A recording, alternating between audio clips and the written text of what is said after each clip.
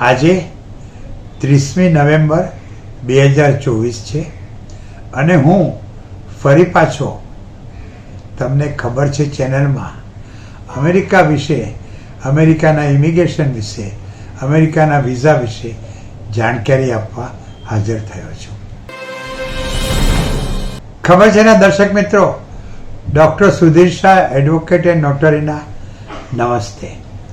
આજે 30મી નવેમ્બર 2024 છે અને હું ફરી પાછો તમને ખબર છે ચેનલમાં અમેરિકા વિશે, અમેરિકાના ઇમિગ્રેશન વિશે, અમેરિકાના વિઝા વિશે જાણકારી આપવા હાજર થયો છું.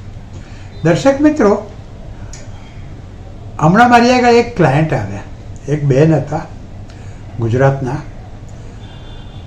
એમના વિઝા હતા 10 વર્ષના મલ્ટી એન્ટ્રી વિઝા હતા, તે છતાં એમને અમેરિકામાં પ્રવેશવા દેવામાં નહીં આવ્યા. એટલે મારી આગળ ફરિયાદ લઈને આવેલા કે જો આ લોકો કેવું કરે છે, મારી આગળ વિઝા છે, 10 વર્ષના મલ્ટી એન્ટ્રી વિઝા છે, એ હજુ તો પૂરા થયા નથી, તો પણ મને અમેરિકામાં જવા નહીં દીધી અને ન્યુયોર્કના એરપોર્ટ ઉપરથી જ પાછી મોકલી. એની આગળથી બધી જાણકારી મેળવી ત્યારે મને ખબર પડી કે એ બેને જ્યારે વિઝાની અરજી કરેલી હતી, ફોર્મ DS-160 ભર્યું હતું, ત્યારે એમાં એમણે એમ લખેલું હતું કે એમને અમેરિકામાં ફક્ત 3 અઠવાડિયા જ રહેવું છે. અમેરિકામાં જ્યારે તે દાખલ થતા હતા ત્યારે ઇમિગ્રેશન ઓફિસરે એમને પૂછ્યું કે બેન તમે કેમ અહીંયા આવ્યા છો, શું કામ છે, કેટલા વખત રહેવાના છો? તો એ કહે કે હું મારી દીકરીને મળવા આવી છું અને તમે મને જેટલો સમય આપો એટલો સમય રહીશું. તો પેલા ઓફિસરે હસતા હસતા કીધું કે okay, I am allowing you 6 months time. એટલે એ બેન તો અમેરિકામાં 6 મહિના રહ્યા અને પછી પાછા આવ્યા. પછી બીજી વાર જ્યારે અમેરિકા જતા હતા ત્યારે બોર્ડર ઉપરના ઇમિગ્રેશન ઓફિસરે એમને પૂછ્યું કે બેન તમે જ્યારે ગયા વખતે અમેરિકા આવેલા તો કેટલા વખત રહેલા હતા? તો એમણે કીધું કે મને 6 મહિના રહેવાનો સમય આપેલો હતો એટલે હું 6 મહિના રહેલી હતી, હું કંઈ વધારે નથી રહી. પેલા ઓફિસર કીધું પણ હા બેન, તમે જ્યારે વિઝાની અરજી કરી ત્યારે ફોર્મ DS-160માં તમે જણાવ્યું હતું કે તમે અમેરિકામાં 3 અઠવાડિયા જ રહેવા માગો છો, તો પછી 6 મહિના કેવી રીતે રહ્યા? અને એ 6 મહિનાનો ખર્ચો તમે કેવી રીતે કાઢ્યો અને શું શું કર્યું, ક્યાં ક્યાં ફર્યા, શું શું જોયું? એ બેનની બોલતી બંધ થઈ ગઈ. ઓફિસરે કીધું કે તમે જુઠ્ઠું બોલીને તમારો ઈરાદો અમેરિકામાં ખૂબ લાંબો સમય રહેવાનો હતો, તે છતાં પણ તમે એમ કીધું કે મારે ફક્ત 3 અઠવાડિયા જ રહેવું છે. આવું ખોટું જણાવીને તમે તમારા B1 B2 વિઝા મેળવ્યા. આથી હું તમને ફ્રોડ અને મિસરિપ્રેઝન્ટેશનના કારણસર અમેરિકામાં પ્રવેશ નથી આપતો. તમારા આ જે વિઝા છે B1 B2 10 વર્ષના મલ્ટી એન્ટ્રી, એ હું રદ કરું છું અને એવો હુકમ કરું છું કે તમને આ પછી 5 વર્ષ સુધી કોઈ પણ પ્રકારના અમેરિકાના વિઝા ઉપર પ્રવેશવા દેવામાં ના આવે. એટલે દર્શક મિત્રો, આ બધી બાબતો, પેલી બેન તો ખરેખર એમને 6 મહિનાનો રહેવાનો સમય આપવામાં આવેલો હતો એટલે કે ગેરકાનૂની નહોતા રહ્યા, પણ એમણે જ્યારે વિઝા મેળવવાની અરજી કરી ત્યારે એમનો ઈરાદો તો લાંબો જ રહેવાનો હતો, પણ એમને ખોટું જણાવીને વિઝા મેળવ્યા અને એથી જ એમના વિઝા કેન્સલ કરવામાં આવ્યા, એમને અમેરિકામાં પ્રવેશવા દેવામાં નહીં આવ્યા.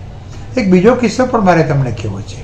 આવા જ એક બેન અમેરિકામાં એમની દીકરી રહેતી હતી અને એમની દીકરીને સુવાવડાવવાની હતી, એટલે એ B1 B2 વિઝા ઉપર અમેરિકા ગયા. જ્યારે દાખલ થયા ત્યારે ઓફિસરે પૂછ્યું અને એમણે સાચું જ કીધું કે હું મારી દીકરીની સુવાવડાવવાની છે એટલે એની દેખરેખ રાખવા માટે અને એની કાળજી લેવા માટે આવી છું. તો પહેલાં ઓફિસર કીધું કે ઓ વેરી ગુડ, કોંગ્રેચ્યુલેશન્સ, અને એને 6 મહિનાનો રહેવાનો સમય હતો. એ બેન તો 6 મહિના રહ્યા. એની દીકરીને બાળક અવતર્યું, એમને બાળકને ખૂબ રમાડ્યું અને એમાં એવા ઓતપ્રોત થઈ ગયા કે એમને પાછું ઇન્ડિયા આવવાનું મન જ ન થયું. એટલે દીકરીએ કહ્યું કે મમ્મી શું કામ ગભરાય છે, અરે આપણે પાછી તારો ટાઈમ વધારવાની, ટાઈમ એક્સટેન્ડ કરવાની અરજી કરશું ને તું અહીંયા 1 વર્ષ સુધી રહી શકશે.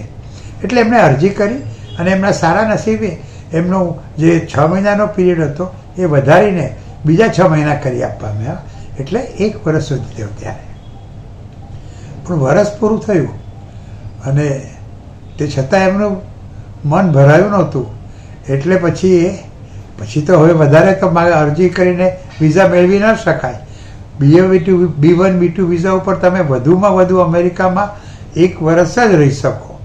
પણ આ બેનને તો આ બાળકને એટલી બધી માયા લાગી ગયેલી હતી એટલે એ તો રહી પડ્યા.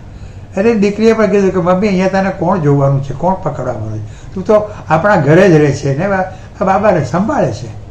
એટલે બેન બીજા 6 મહિના ત્યાં રહી ગયા. અને પછી આમ કુલ્લે 1.5 વર્ષ પછી તેઓ ઇન્ડિયા પાછા આવ્યા. આ દરમિયાન એની દીકરીએ એમના લાભ માટે ઇમિગ્રન્ટ વિઝાનું પિટિશન ઇમિડિયેટ રિલેટિવ કેટેગરી હેઠળ દાખલ કર્યું હતું. એ લગભગ 1-1.25 વર્ષની અંદર પ્રોસેસ થઈને એપ્રૂવ થઈ ગયું અને એ બેન પાછા વિઝા લેવા ગયા. એ વખતે કોન્સ્યુલર ઓફિસરે એમને કહ્યું કે બેન, તમે ગયા વખતે અમેરિકા ગયા હતા ત્યારે 6 મહિના રહેવાનો સમય આપ્યો હતો.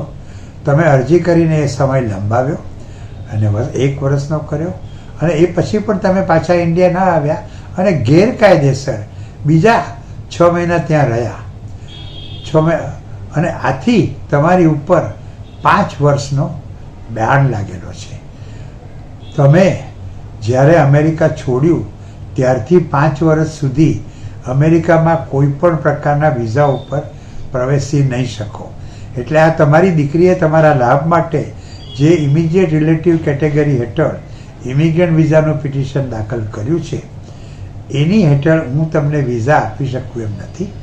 5 વર્ષનો બાન પૂરો થાય પછી તમે અરજી કરજો અને માફી માગજો, ઇમિગ્રન્ટ વેવર કરજો અને પછી અમે વિચારશું કે તમને વિઝા આપવા કે નહીં આપવા. એટલે દર્શક મિત્રો, આ નાની નાની બાબતો બહુ જ અગત્યનો ભાગ ભજવે છે અને તમે કાયદેસર પણ બધું કરવા ઈચ્છતા હો પણ ઘણીવાર એ ગેરકાયદેસર ઠરે છે. તો અમેરિકા જાઓ, એના વિઝાની અરજી કરો, ત્યાં તમને જેટલો રહેવાનો સમય આપ્યો હોય એ વધારવાની અરજી કરો અને પછી જો એ વધારેલા સમય કરતાં પણ વધારે તમારે ત્યાં રહેવું હોય તો શું તેનું પરિણામ આવશે એ બધું જાણી લો. અને એ જાણવું હોય તો મૂંઝાતા નહીં. મેં હું ના અને મારો મોબાઈલ નંબર તમને ખબર છે 9820419469.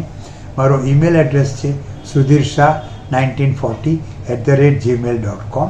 અને હા, સુરતમાં હું આ ડિસેમ્બર મહિનામાં એટલે કે આવતા મહિનામાં 10 અને 11મી તારીખ 2 દિવસ છું અને 11મી તારીખે સાંજના સુરતની ચેમ્બર ઓફ કોમર્સે સાંજના 5:30 વાગે મારું અમેરિકાના ઇમિગ્રેશન ઉપર વક્તવ્ય ગોઠવ્યું છે.